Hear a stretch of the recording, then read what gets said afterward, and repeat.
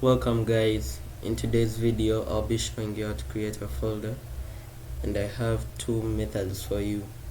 Method number one, you can create a folder by right clicking on your mouse.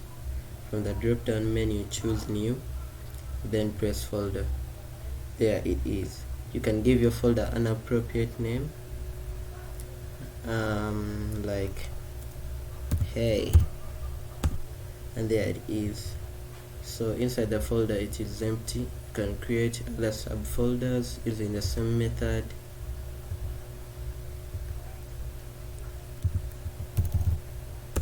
And there you go. So let me close this folder. So step number two, you can create a folder using a shortcut, which is Ctrl+Shift+N, and the folder just pops right here. So you give the folder name like pool. So you open your folder, still it's empty, and you can create other folders using the same method, Ctrl+Shift+N, and there it is, you. So thank you guys for watching. Hope I'll see you in another video.